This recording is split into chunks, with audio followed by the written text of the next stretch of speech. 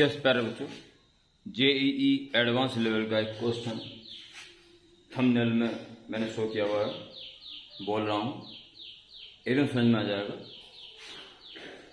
A load W, Newton's laws of motion का smooth, कोई friction free है सारे question. Newton's laws of motion का इसका सीधा लोड दे दिया, यानी कि वेट, और मास देता है तो इंटू जी करना पड़ता है ना, सीधा वेट दे दिया तो इस वेट में जी का डिवाइड देके इसका मास मिलता है, यानी इसका मास हो गया W/g। ओके, इसको एक रोप की हेल्प से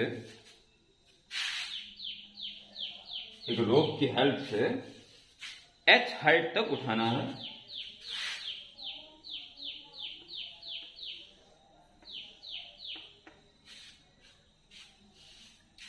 फ्रॉम रेस्ट टू रेस्ट, ये है इंपॉर्टेंट। बस रेस्ट टू रेस्ट, जीरो से स्टार्ट करना और यहां तक आते थे फिर जीरो हो जाना।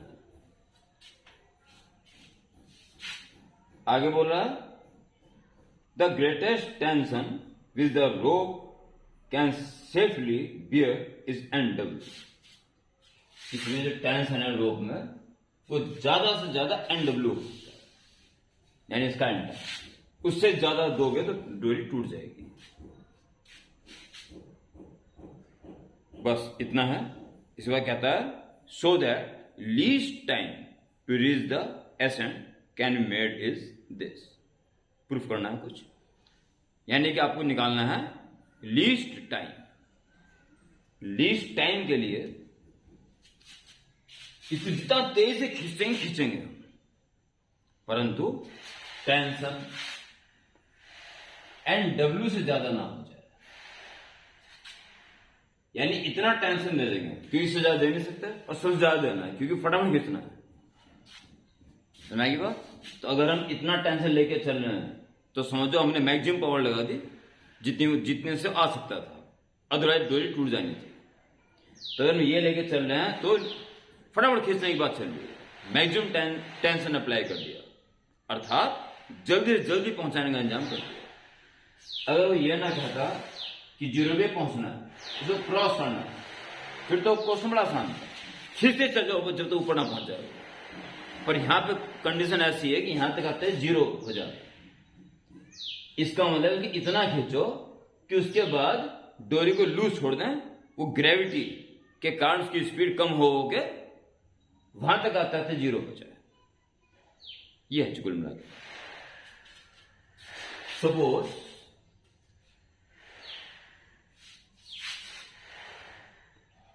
ये वो स्थिति है जहां तक उसका एक्सीलरेट दिया गया और उस पर लूज कर दिया गया, फिर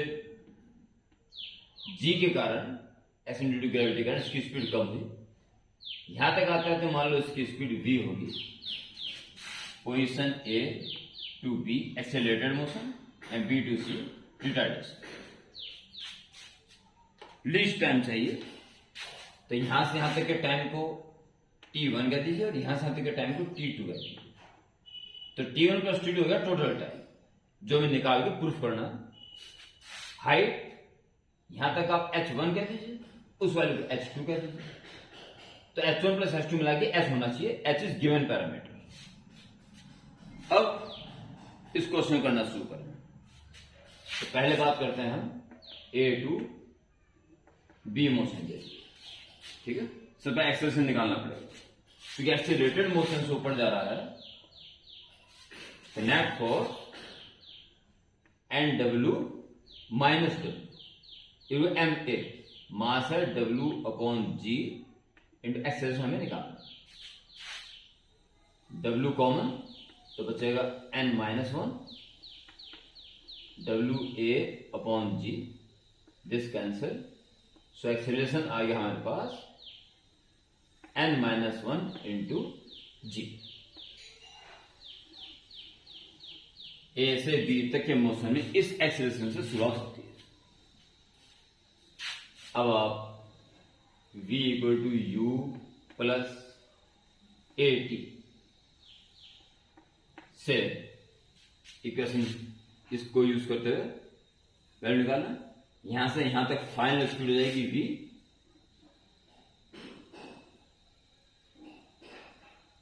इनिशियल 0 और a आप निकाल चुके हो n-1 इंटू जी और टाइम t1, इक्वेशन 1। फिर बात कर रहे हैं आप v square equal to u square plus 2as, final speed v square initial 0 थी और 2 इंटू एक्सेलरेशन है n-1 इंटू जी और हाइट है h1, इक्वेशन 2। ठीक है जी, बस अब आप B2C के मोशन के बारे में बात करें। फॉर द मोशन B2C वही equation v equal to u minus आ जाएगा और g काम करेगा gt से, फाइनल स्पीड बिकम्स 0 और इनिशियल v लिखिए, क्योंकि v को एलिमिनेट करना पड़ेगा। v minus g t1 t2 है, तो v equal to gt, equation 3। And last v square equal to u square minus 2gh, 0 square equal to initial speed का square v square minus 2g, height है h2, तो v square equal to 2gh2। लो जी, अब आपको जो करना है इन 4 इक्वेशन से करना है। थोड़ा कैमरा टर्न कर लेता हूं क्योंकि जरूरत पड़ सकती है इधर की।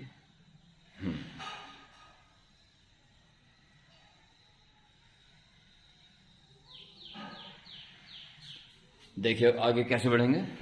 हमें निकालना t1 प्लस t2, इससे निकल जाएगा t1 प्लस t2। एक काम करना t1 और t2 ये निकाल दो, इससे आपका t1 कितना हो जाएगा v अपॉन n-1 g, और इससे t2 कितना हो जाएगा v अपॉन g। यानी कि t1 प्लस t2 के लिए दिस अपॉन दिस कर देंगे, जहां की n और g तो गिवन है, v एलिमिनेट करना है तो हमें v का अंजाम करना पड़ेगा सेकंड और फोर्थ से, सेकंड और फोर्थ से v का अंजाम करना पड़ेगा। और h1 h2 का सम h है, यहां से लेके चलना। Now we have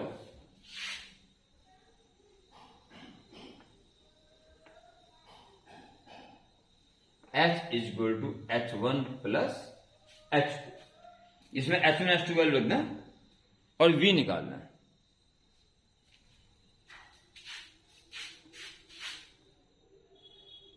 h is equal to h1 की वैल्यू, h1 इससे निकालना, v स्क्वायर अपॉन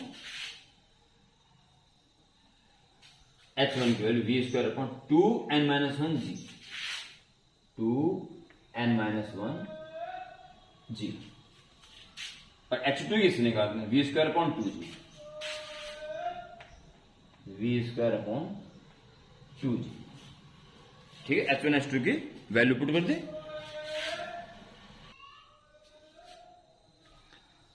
तो इससे v निकाल दीजिए ताकि हम t1 प्लस t2 की कार्य आगे बढ़ा सकें। तो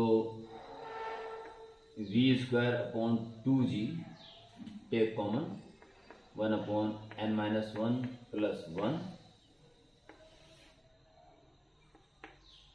v upon 2g n-1, 1 plus n-1, तो सिर्फ n बचेगा, 1 प्लस n-1। ठीक है, now least time t is, अब इसके पीछे पड़ जाओ। यहां से अंत तक का टाइम है t1 और वहां से वहां तक का है t2। बस ये अंतिम भाग है हमारा। T1 की वैल्यू V/n-1 G और T2 की V/G। ओके,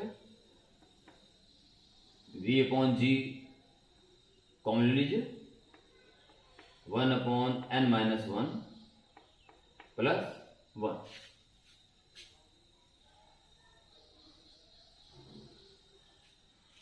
ये तो कुछ ज्यादा अच्छा हो रहा है। 1/n-1 प्लस 1 और साथ में V/G।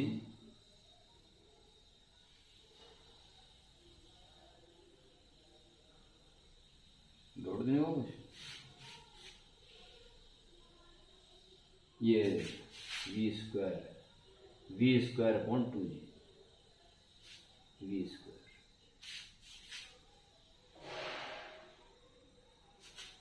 इस पार्ट की वैल्यू साथ में V/G की वैल्यू, फिर दिक्कत आएगी। ये ठीक है, हमें इससे क्या करना है, V² चाहिए। तो V² की वैल्यू क्या आएगी, एक लाइन छोड़ दी यहां पर, 2G, ये h की वैल्यू चल रही ना, तो 2GHn-1 2GHn-1 और अपॉन n। ये V निकाल दिया आपने पूरा। स्क्रीन पे एक बार चेक कर लूं। It's okay.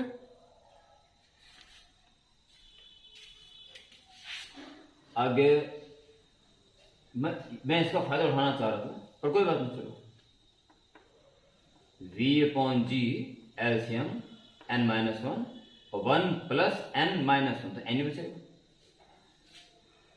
T हमें निकालना है, एक काम कर सकते हो, अंडरवुड के अंदर V²n² अपॉन G² n-1² लिखा जा सकता है। स्क्वायर करने से अंडरवुड के अंदर डाल दिया, ठीक है। और अब आपके लिए कहाँ करूं मैं इसको, चलिए मैं जो हूं इस रेड पार्ट के अंदर करके साइन खत्म कर देता हूं। ये फाइनल पार्ट है, इट इज फाइनल। ओके, तो फाइनली टी की वैल्यू निकल रही है अंडरवुड V² वैल्यू है 2GH n-1 upon n-1 upon n, बाकी है n² अपॉन G² और n-1²।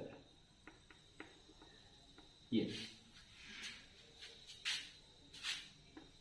Is equal to n से इसका स्क्वायर कैंसिल, G से इसका स्क्वायर कैंसिल, n-1 से इसका स्क्वायर कैंसिल, तो सब कुछ क्या बचा ऊपर, 2h और एक n, 2nh और अपॉन में n-1 और g की एक ही पावर बची है, n-1g और होल अंडरवुड मीन्स पावर 1/2।